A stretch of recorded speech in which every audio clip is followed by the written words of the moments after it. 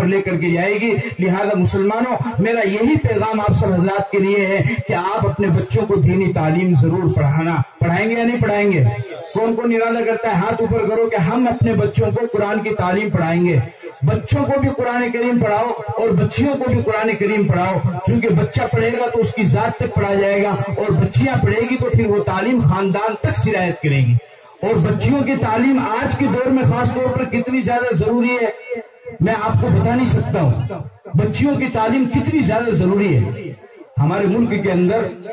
آپ کو معلوم ہے ابھی ماضی قریب میں ایک بہت بڑا ایشو تھا طلاق کا، ہر طرف طلاق طلاق طلاق طلاق، کوئی بھی دینک بھاسکر اٹھاؤ اس میں طلاق، دینک جاگرن اٹھاؤ اس میں طلاق، راجستھان پترکا اٹھاؤ اس میں طلاق، انڈیا ٹی وی کھولو اس میں طلاق، آج تک کھولو اس میں طلاق، اے بی پی نیوز کھولو اس میں طلاق، جی نیوز کھولو اس میں طلاق، کسی بھی ٹی وی چینل کو کھولو طلاق، اور کسی بھی اخبار کو اٹھاؤ طلاق۔ یعنی 1400 سال میں مسلمانوں نے اپنی بیویوں کو اتنی طلاق نہیں دی جتنی ایک سال میں ہندوستان کے میڈیا نے عورتوں کو طلاق دی۔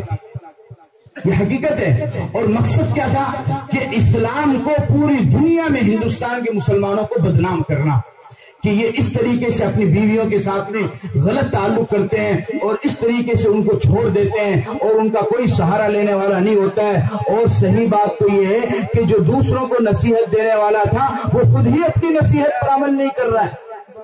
سمجھ گئے نا آپ اشارہ؟ جو دوسروں کو نصیحت دے رہا تھا وہ خود ہی اپنی نصیحت پر عمل نہیں کر رہا ہے۔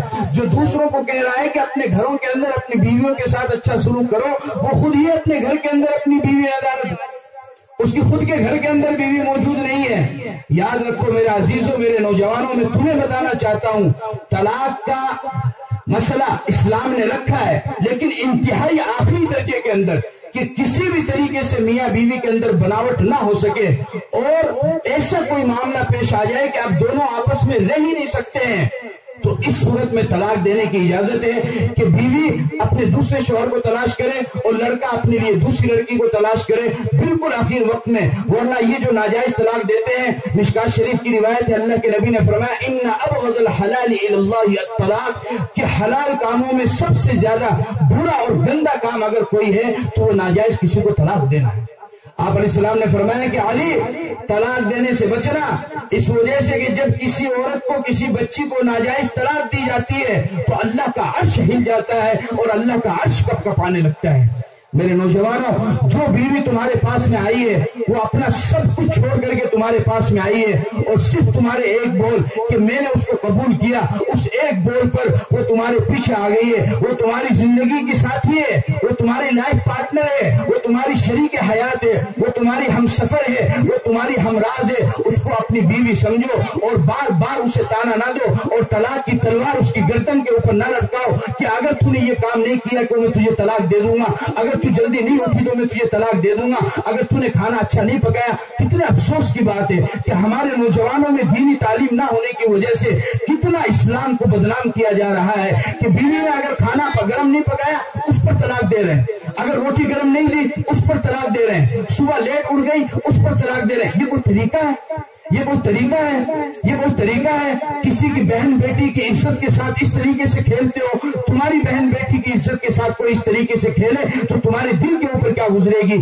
ایک مرتبہ ایک لڑکی کو جب طلاق مل جاتی ہے تو وہ زندگی بھر کے لیے داغدار بن جاتی ہے، زندگی بھر کے لیے اس کی عزت پر دھبا لگ جاتا ہے، اور یہ دھبا تم آسانی سے لگا دیتے ہو۔ میرے بھائی، میرے نوجوانوں، کنٹرول کرو، کنٹرول کرنا سیکھو، برداشت کرنا سیکھو، برداشت کرنا سیکھو، برداشت کرنا سیکھو۔ کس میں جھگڑا نہیں ہوتا ہے؟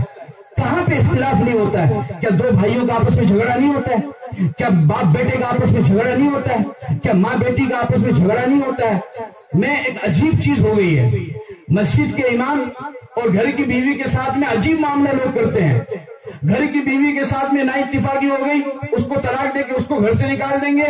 مسجد کے امام کے ساتھ نا اتفاقی ہو گئی، اس کو خارج کر کے اس کو مسجد سے نکال دیں گے۔ یہ کوئی بات ہوئی؟ یہ کوئی طریقہ ہے؟ مسجد کے امام سے تھوڑا سا اختلاف ہو گیا، بس امام صاحب تھے تھارا دوسرا خطبہ میں کہ کیا اللہ اس کے دین کو سربلند کرے گا اور اللہ کا کلمہ بلند ہو کر رہے گا۔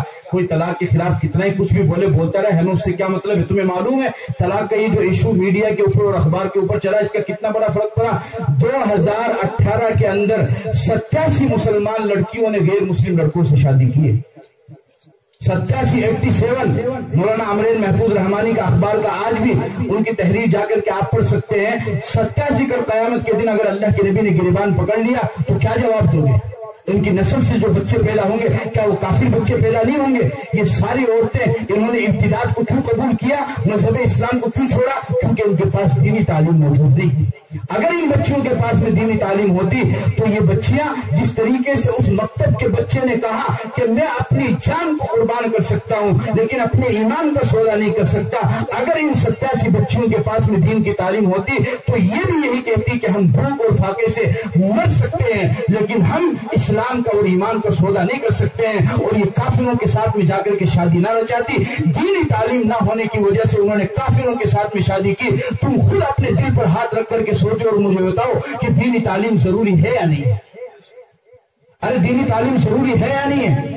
बच्चों की तरह जिस तरह बच्चों के लिए जरूरी है उसी तरीके से क्या बच्चियों के लिए भी जरूरी है या नहीं है? अगर आप अपने बच्चियों को दीनी तालीम नहीं देंगे तो आप चाहे कितने ही बड़े हाजी साहब हो, कितनी ही लंबी आपकी दाढ़ी हो, कितनी ही लंबी तस्बीह दाना आप फेरते हो और कितनी ही तबलीगी जमात में चिल्ला में आप जाते हो, कितनी हज आपने किए हो, कितनी ही उम्रे आपने किए हो, अगर घर के अंदर दीनी तालीम नहीं है तो आपकी नस्ल महफूज नहीं रह सकती है, वो इब्तिदात का शिकार हो सकती है। अपनी आने वाली नस्ल और अपने बच्चों के ईमान को अगर बचाना चाहते हो तो उसका वाहिद एक ही तरीका है और वो ये रहे कि अपने बच्चों को दीनी तालीम देना शुरू करो।